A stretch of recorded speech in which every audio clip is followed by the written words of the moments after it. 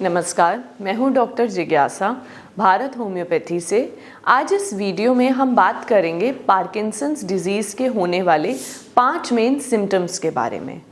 अगर आपको ऐसा लगता है कि ये लक्षण आपके अंदर आ रहे हैं तो हो सकता है कि आप पार्किंसंस डिजीज़ के मरीज़ हैं और इसका इलाज अगर अर्ली स्टेज पे हो जाए तो उससे ये डिज़ीज़ सीवियर स्टेजेस तक नहीं पहुंचती, जो कि बहुत ज़रूरी है इसका इलाज शुरू में हो जाना ताकि सिम्टम्स एडवर्स ना हो।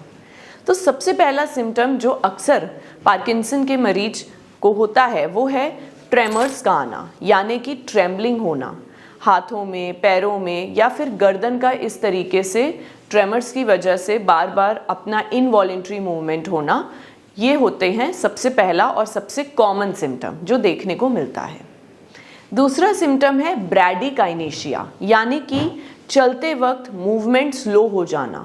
पेशेंट जैसे पहले चलता था, उसकी जैसे पहले गेट थी वैसी नहीं रहती, चेंज हो जाती है, मूवमेंट स्लो हो जाती है। और हो सकता है अगर कोई बूढ़ा व्यक्ति है तो वो थोड़ा झुक के चलता है और उसके इम्बैलेंसिंग की प्रॉब्लम देखने को मिलती है, यानी कि सीढ़ियाँ चढ़ते उतरते वक्त या उसे नॉर्मल चलते वक्त भी तकलीफ होती है, मूवमेंट में बैलेंस नहीं देखा जाता। तीसरा और सबसे कॉमन सिम्टम जो है वो है स्लर्ड स्पीच, यानी कि बात करते टाइम हकलाना, बात करते टाइम क्लैरिटी नहीं होती स्पीच में। खासकर ये 60 to 65 ईयर्स के लोगों में देखा गया है ये सिम्टम।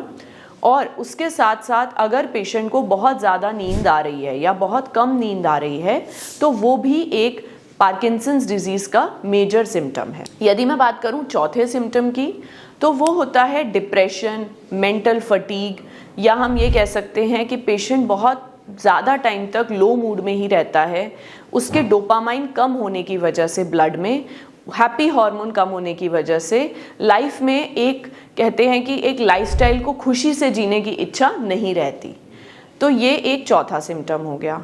पांचवा सिम्टम, और ये काफ़ी लोगों में, काफ़ी पार्किंसंस डिजीज़ के पेशेंट्स में देखा गया है, वो है डिमेंशिया और फॉरगेटफुलनेस, यानी कि डिमेंशिया लाइक फॉरगेटफुलनेस।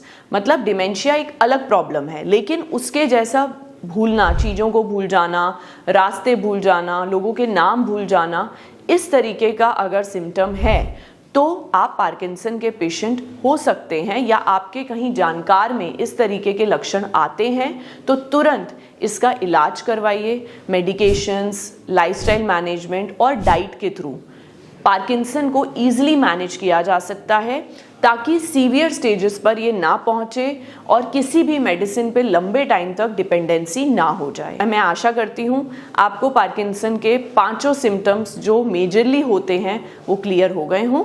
शुक्रिया।